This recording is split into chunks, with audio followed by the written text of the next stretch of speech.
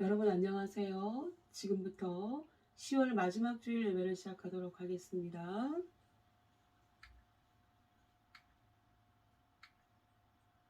우리 임내송으로 나는 예배자입니다. 하나님 앞에 찬양 올려드리시겠습니다.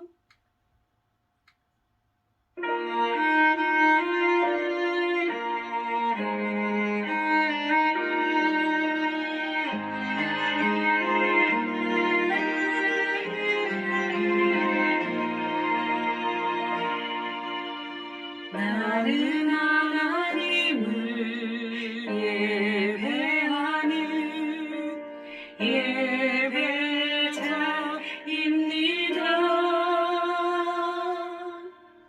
내가 서 있는 곳 어디서나 하나님을 예배합니다. 나는 하나님을 예배하는 예배자입니다.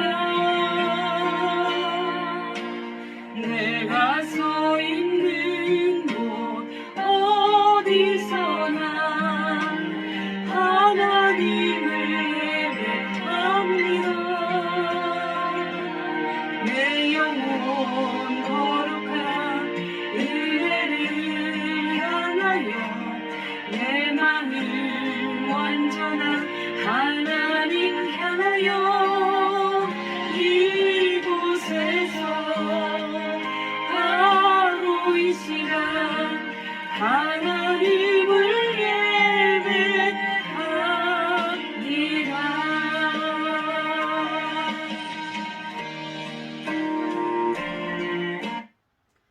우리 사도신경 하심으로써 우리의 신앙을 고백하시도록 하겠습니다.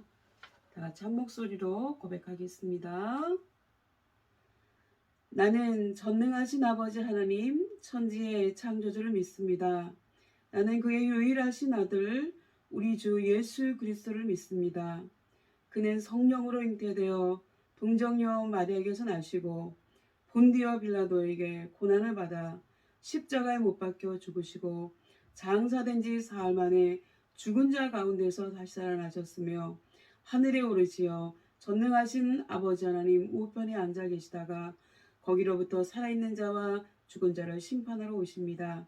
나는 성령을 믿으며 거룩한 공교회와 성도의 교제와 죄를 용서받는 것과 몸의 부활과 영생을 믿습니다. 아멘. 우리 종교개혁주의를 맞이해서 찬송가 585장 내 주는 강한 성이요 함께 찬양 올려드리시도록 하겠습니다.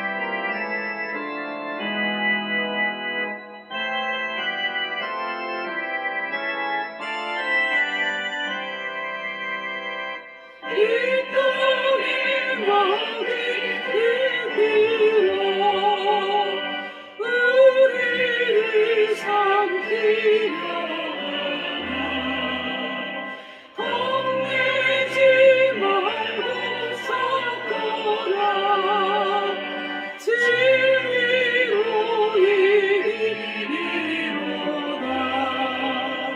신척과 재물과 명예와 생명을 다 빼앗기고 진리는 살아서 그 나라 영원하리라.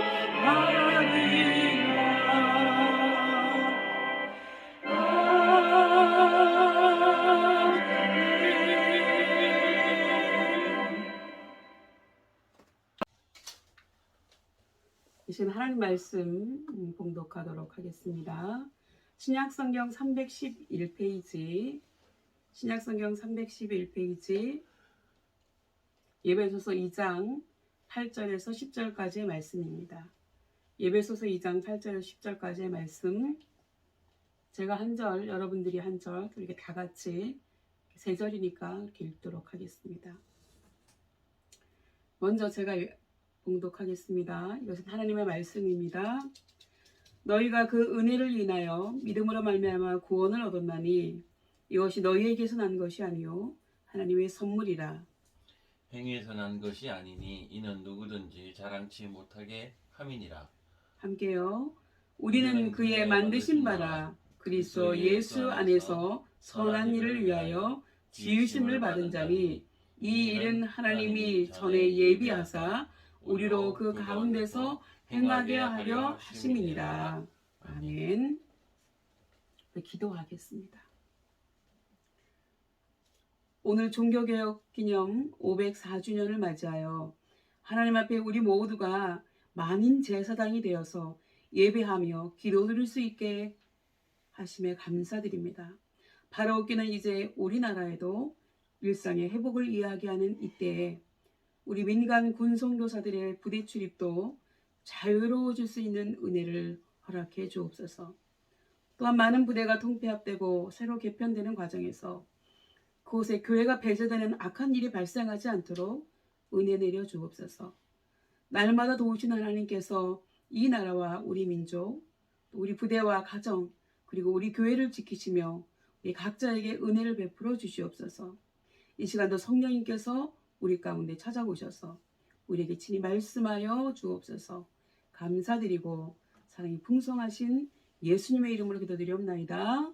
아멘. 오늘 이 예배에 참여하신 여러분을 주님의 이름으로 환영합니다. 여러분 반갑습니다.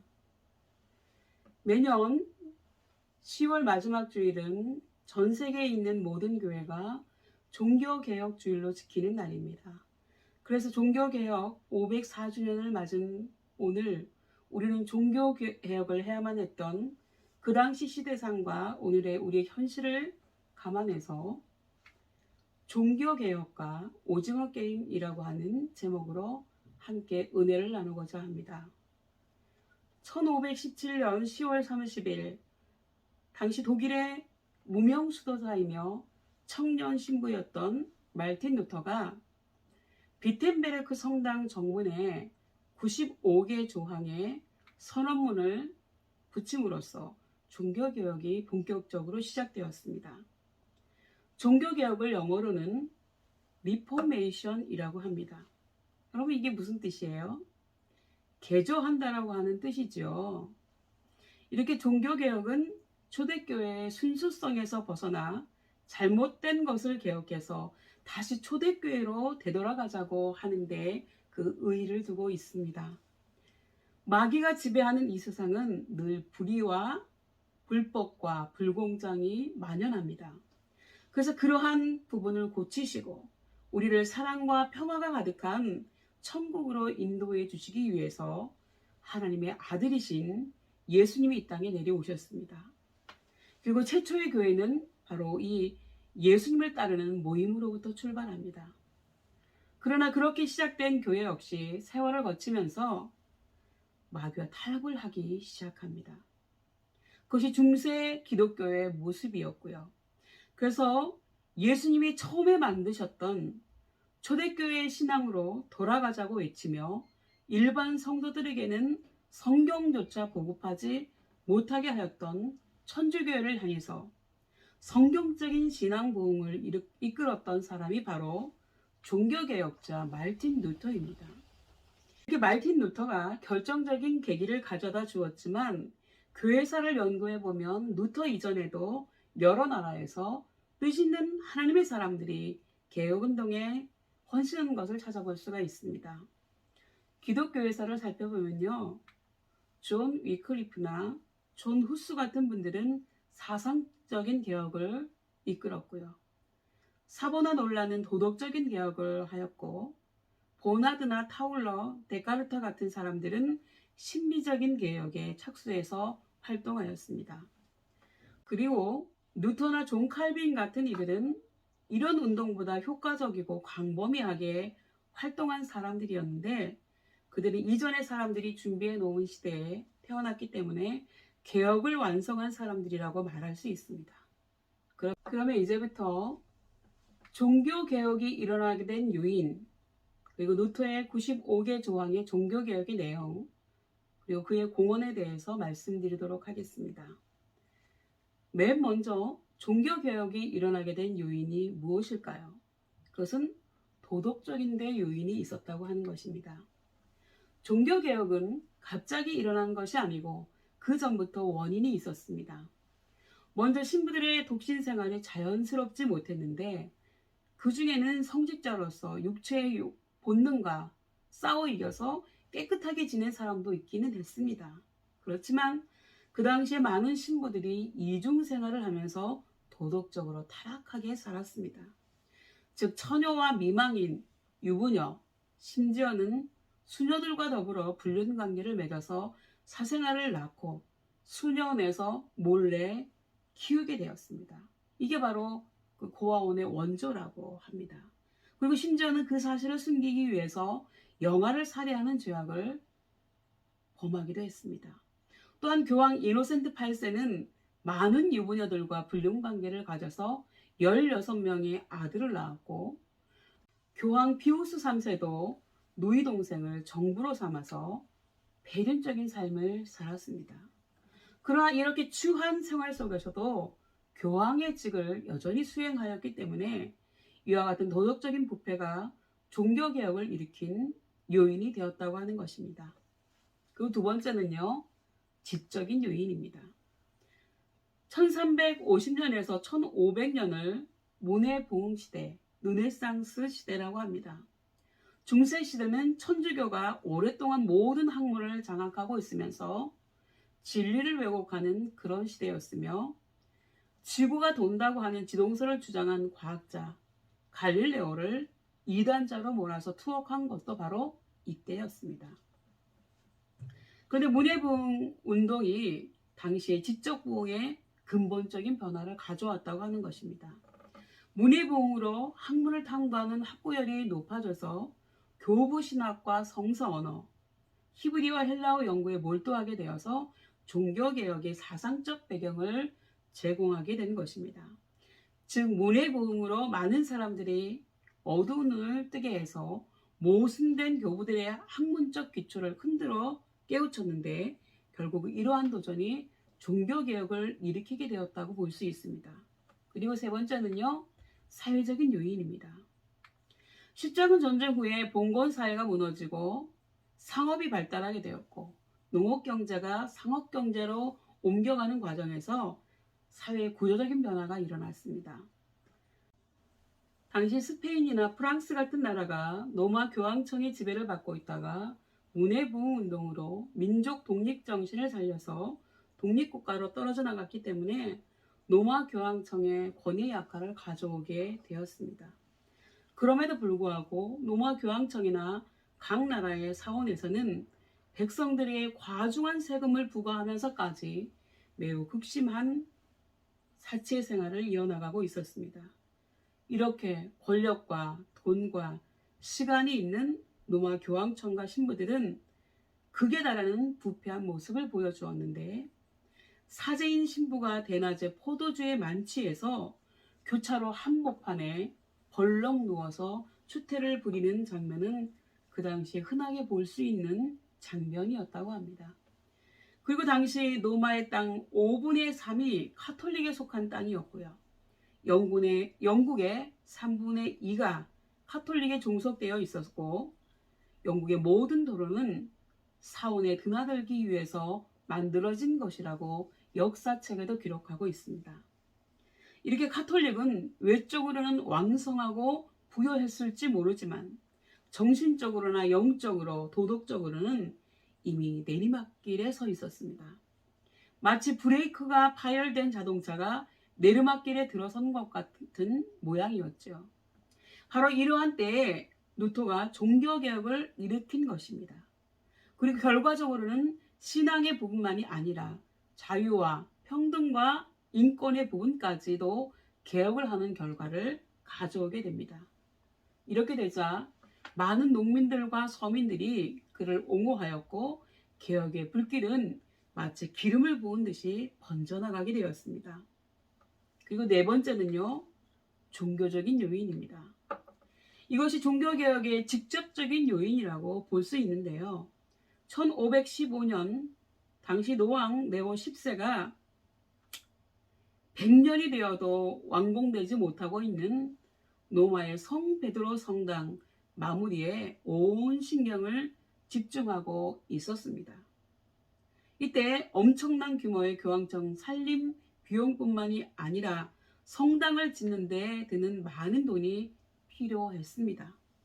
그래서 추가로 지출해야 하는 건축 비용을 마련하기 위해서 궁여지책으로 궁리한 것이 바로 면죄부를 판매하자는 것이었습니다. 다시 말해서 죄 사함을 받는다는 속죄표를 판매해서 비용을 마련하자는 것이었는데, 천국을 가기 위해서는 돈을 내고 면죄의 티켓을 사야 한다는 터무니없는 묘안을 짜낸 것입니다. 여러분, 천주교의 고안가는 악인은 죽어서 지옥에 갑니다. 그리고 성인은 죽어서 천국에 가는데, 여기에서 성인이라고 지칭하는 대상은 하나님께서 넌 의롭구나 라고 인정한 소수의 사람들을 통틀어서 일컫는 말이고, 악인도 성인도 아닌 대다수의 평범한 사람들은 바로 천국으로 가지 못하고 연옥으로 간다고 하는 것입니다. 그들의 이론에 의하면 연옥은 현세의 죄에 대한 잠벌을 씻는 곳이고 영혼을 정화하는 곳입니다. 그러니 비록 죽은 사람이라고 할지라도 이 땅에 있는 사람이 돈으로 티켓을 사면 그 효험이 연옥에 있는 사람에게까지 미친다는 원리입니다. 그래서 헷젤이라고 하는 사람이 큰 채를 들고 다니면서 죽은 부모님들이 천국에 못 가고 연옥에서 기다리고 있기 때문에 여러분이 헌금께에 돈을 넣는 즉시 땡그랑 소리와 함께 그 영혼이 천국으로 간다는 허위 선전을 하게 되었던 것입니다.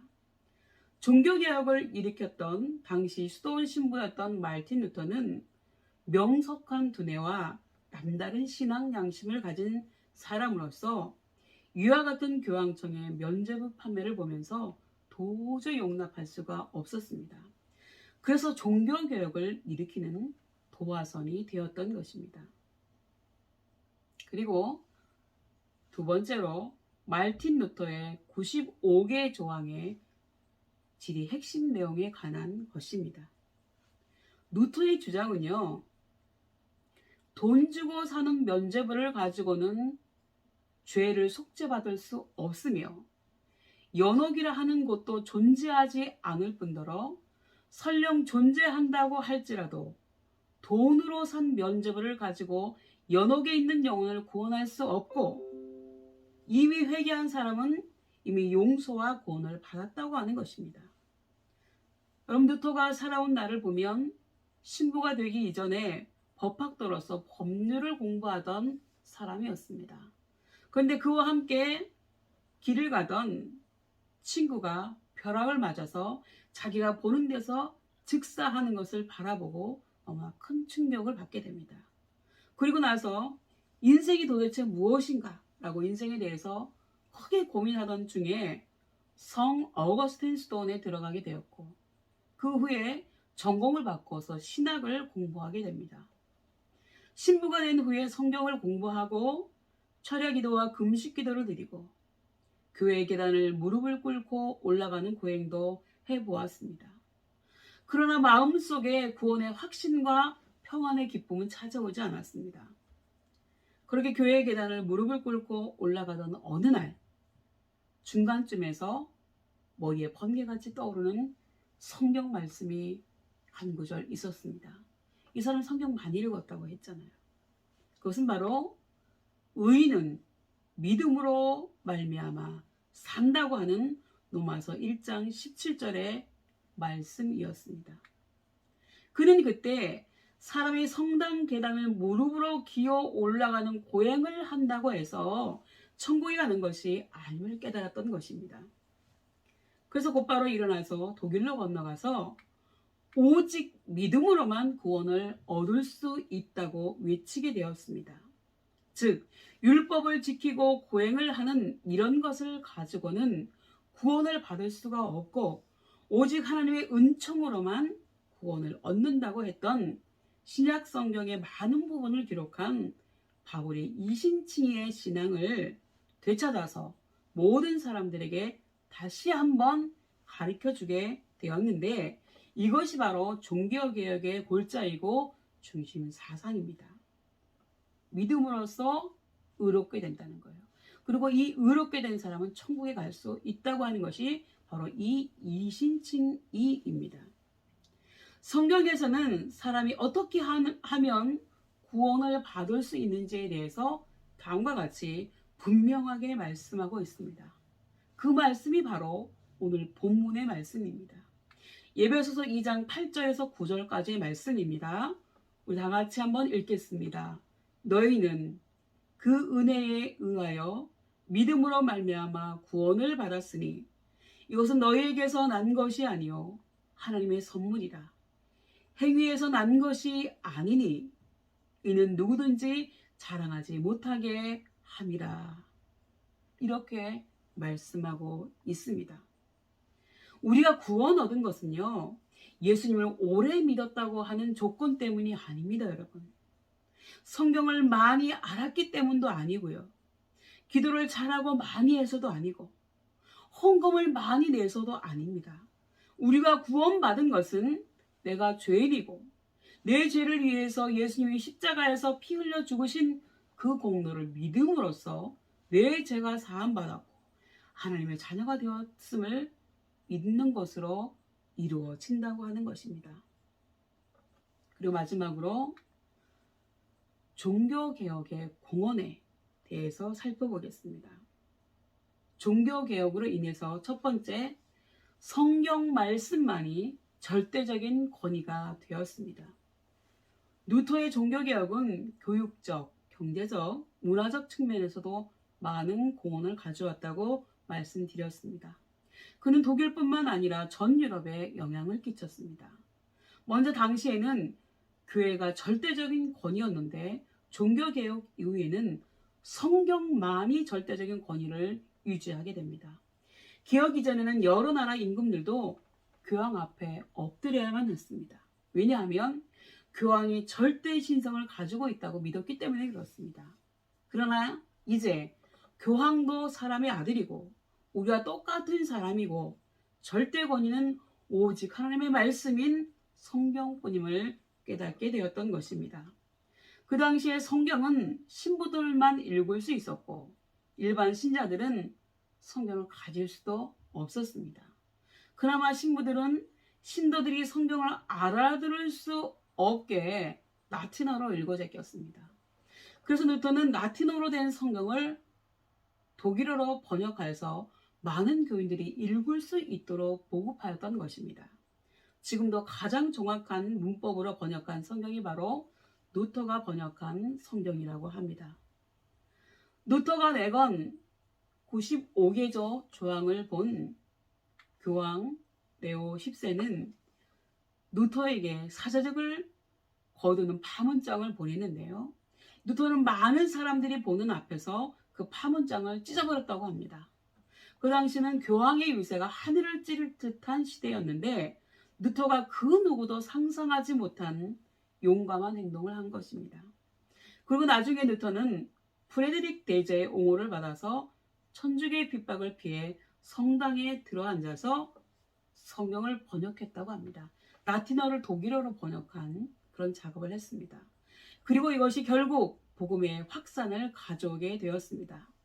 로마 교황청에서는 성경을 적당히 가르쳤지만 루터는 그 안에 있는 복음을 찾아서 복음의 진수를 우리에게 가르쳐 주었다고 볼 수 있습니다. 여러분, 기독교의 보물 제1호는 성경입니다. 지금도 중국에서는 사상적인 이유로 인해서 성경책 값이 비싸서 가지지 못하는 사람들이 많이 있고요.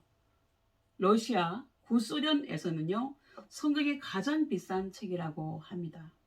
그런데 자유세계에 살고 있는 우리는 우리가 원하는 대로 성경을 살 수도 있고 소유할 수도 있고 읽을 수도 있으니까 얼마나 감사한 일입니까? 루터의 공로가 여기에 있다고 하는 것입니다. 루터가 성경을 라틴어에서 독일어로 번역하였기 때문에 그 독일어에서 영어로 또 우리나라 말로 번역할 수 있었던 것입니다. 그러므로 우리는 성경을 사랑하여 읽고 듣고 지키는 자가 되어야 할 줄 믿으시기 바랍니다.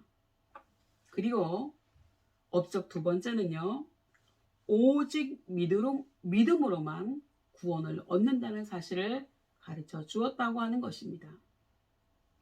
금식이나 미사나 선행이나 고행으로는 구원을 얻을 수 없고 오직 믿음으로만 구원을 얻을 수 있습니다.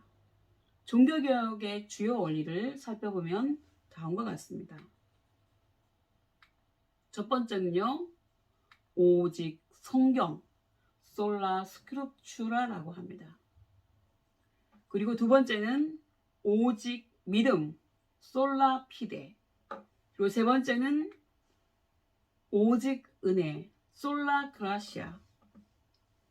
즉 성경만이 절대적인 권위를 갖고 교황의 말이나 권위가 아닌 오직 하나님의 은혜로 주신 믿음으로만 구원을 받을 수 있으며 인간의 업적이나 공적의 대가가 아닌 오직 은혜로만 구원을 받을 수 있고 오직 그리스도만이 우리를 하나님께로 이끄는 유일한 길이고 그렇게 구원받은 우리는 오로지 하나님께만 영광을 돌려야 한다고 하는 것입니다.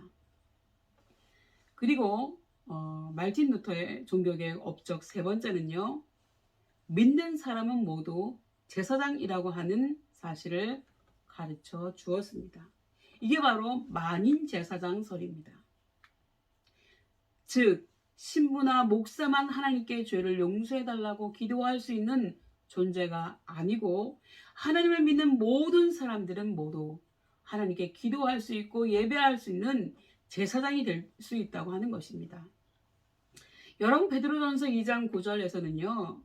그러나 여러분은 선택받은 족속이고 왕들인 제사장 체계이며 거룩한 나라이고 하나님의 소유가 된 백성입니다. 라고 말씀하고 있습니다.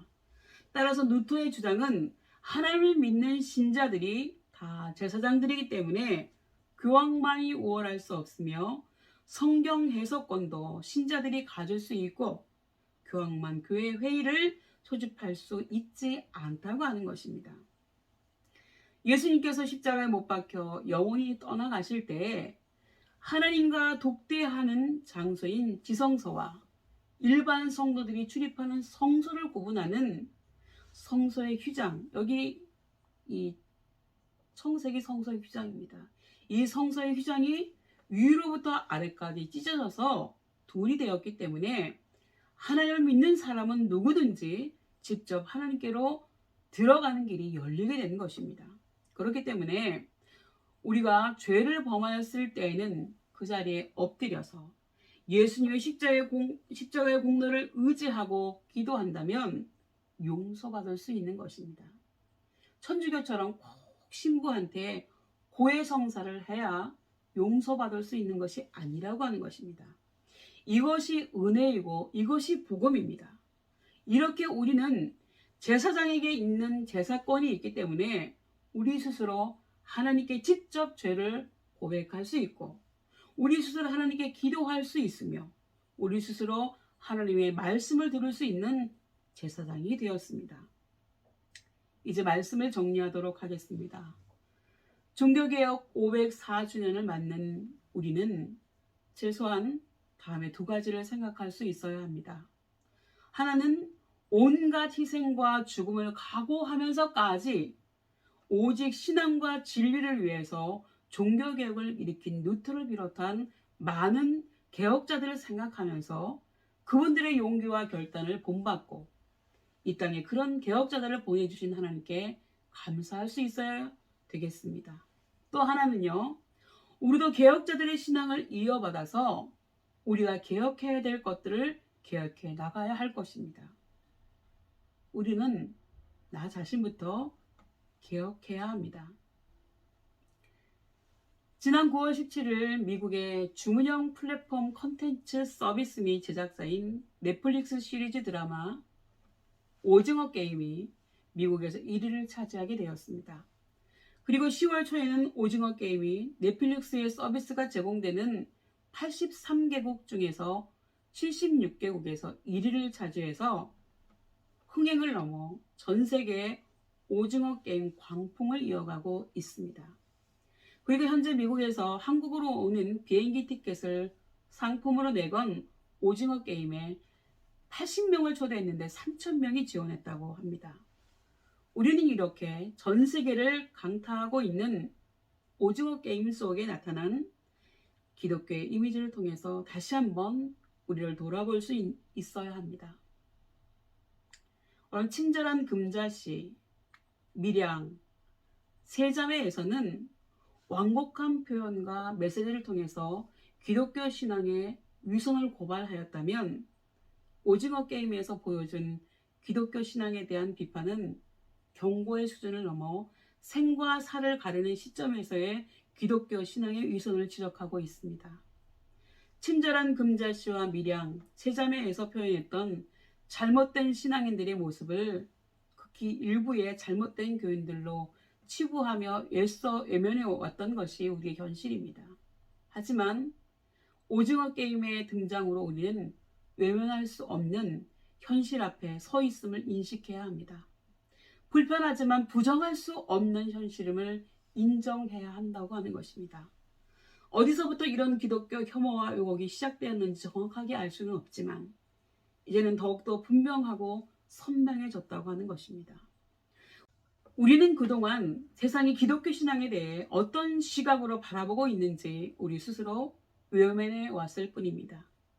이제 우리가 이전처럼 이러한 일에 있어서 단지 왜곡되고 잘못된 표현이나 악의적 표현이라고 치부할 수만은 없고, 기독교 신앙에 대한 왜곡된 정보를 우리 스스로가 세상에 제공하고 있었음을 받아들여야 합니다.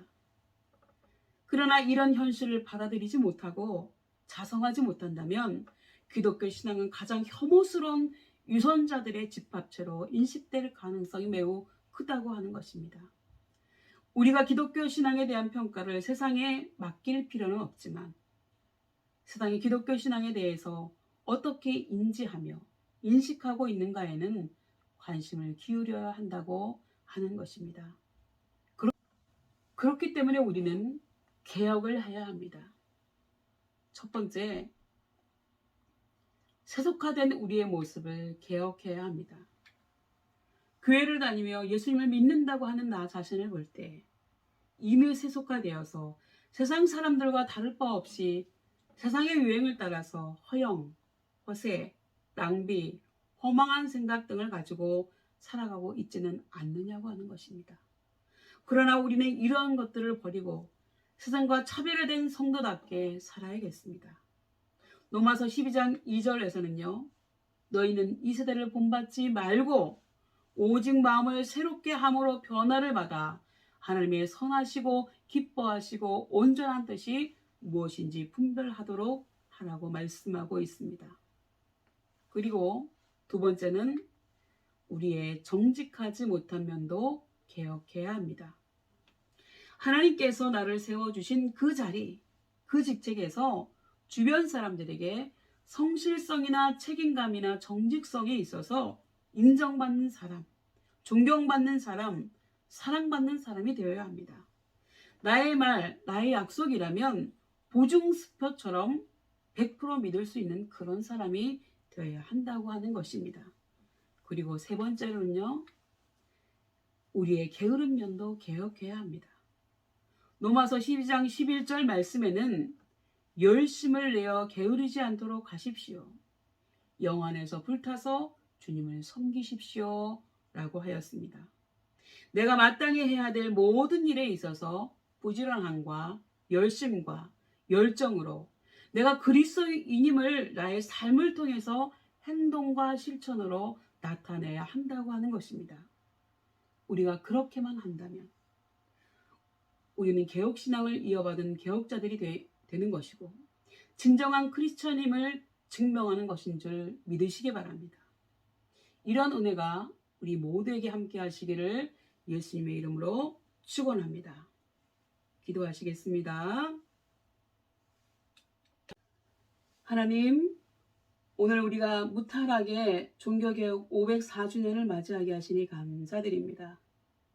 우리가 시간은 온갖 희생과 죽음을 각오하면서까지 오직 신앙과 진리를 위하여 종교개혁을 일으킨 루터를 비롯한 많은 개혁자들을 본받으며 모두 개혁자들의 신앙을 이어받아서 우리가 개혁해야 될 것들을 개혁해 나갈 수 있는 은혜를 허락하여 주시옵소서.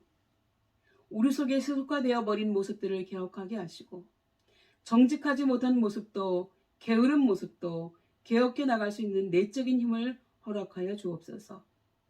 그리하여 예수님께서 세우신 처음 교회 신앙으로 돌아가게 하심으로 세상 사람들에게 비춰진 우리들의 부정적인 모습도 바뀌어지게 하셔서 코로나로 인해서 더욱 막힌 전도의 문이 열리어 여기 모이는 우리뿐만이 아니라 내가 사랑하는 가족과 친구들도 모두 구원받는 은혜와 복을 허락하여 주옵소서. 감사드리옵고 나의 구주 예수님의 이름으로 기도드리옵나이다. 아멘.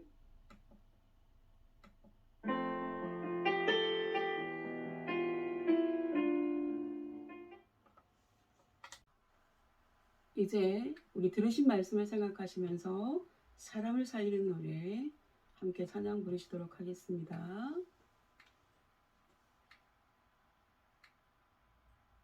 주 부르심 따라 예수 이름 부르며 나의 인생을 드렸네.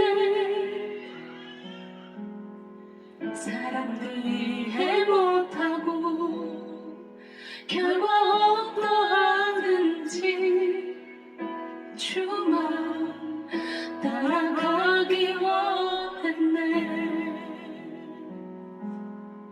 이제와 돌이켜보니 그저 부끄러울 뿐 모두 다 주의 은혜라. 벼랑 끝에서 나를 주의 손이 이끌어 여기까지 인도하셨네. 하나님 사랑을 떠나지 않고 끝까지 사랑하셨기에 모든 예수와 십자가만 바라보면서 나의 생명도 아낌없이 드리기 원했네. 내 노래가 사랑 영혼 일으켜 다시 살게 하는 노래가 되길. 주 뵈볼 때 착한 이뿐이라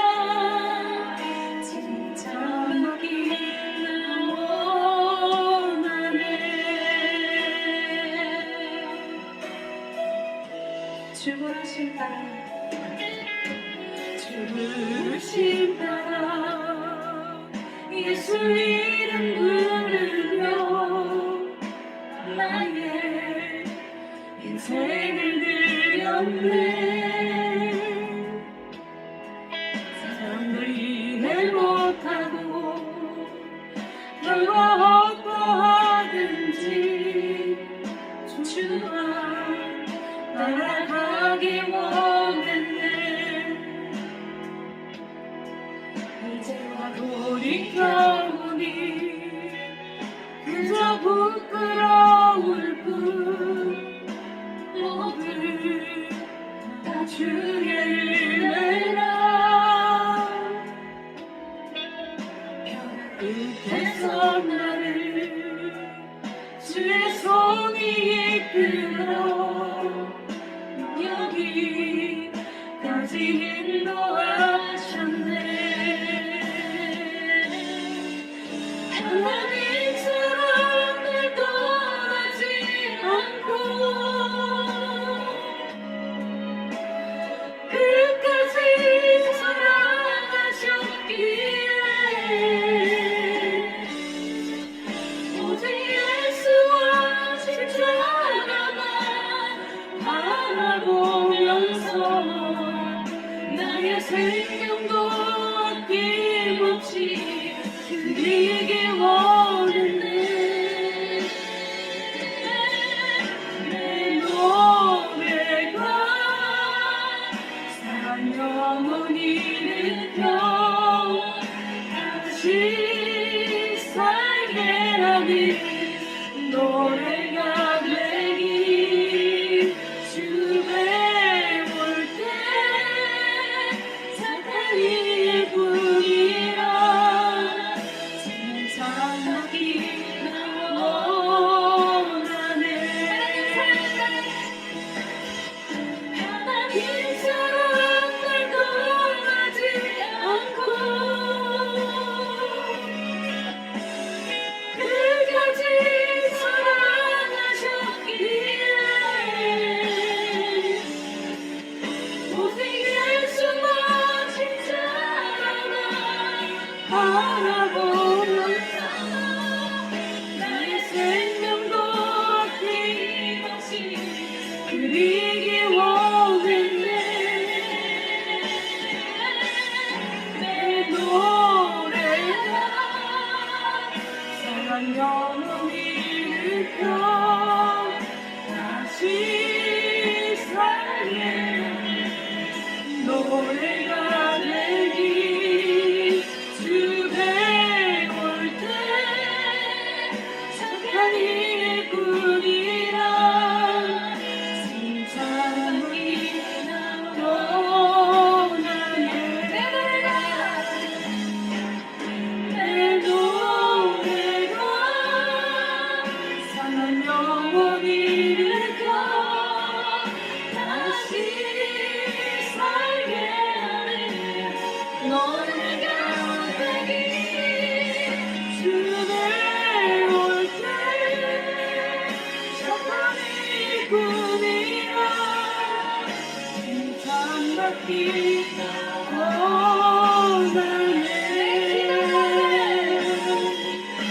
지금은 헌금하시는 시간을 좀 드리도록 하겠습니다.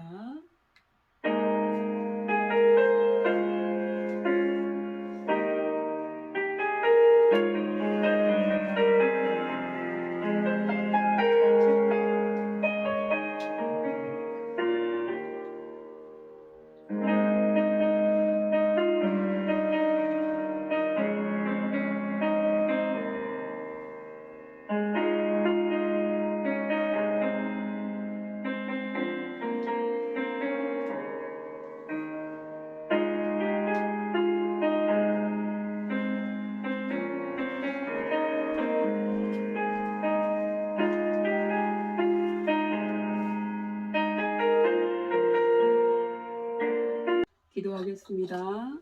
하나님 아버지, 이 시간 하나님 앞에 11조 예물, 감사 헌금, 선교 헌금, 주정 헌금, 주일 헌금 구별하여서 올려드렸습니다. 하나님 헌금 드린 손길을 주님 기억하여 주시고 그들의 삶이 더욱 복될 수 있도록 하나님께서 복이 복을 넣어 주옵소서. 이 시간 또 하나님 앞에 감사의 기도 제목, 소원의 기도 제목 올려드리는 손길들 주님 기억하여 주셔서 하나님 아버지 그들의 기도의 제목이 하나님 앞에 상달되어지며 그들의 감사가 더욱더 넘쳐나게 해 주옵소서. 하나님 아버지 바라옵기는 주님께서 우리들의 삶을 복주시고 함께하여 주셔서 이전의 일상을 회복하고 더욱더 주님 앞에 충성하는 저들 될 수 있도록 도와주옵소서. 그래서 하늘의 신령한 복과 땅의 기름진 복으로 넘치게 해 주옵소서. 감사드리고 예수님의 이름으로 간절히 기도드리옵나이다. 아멘.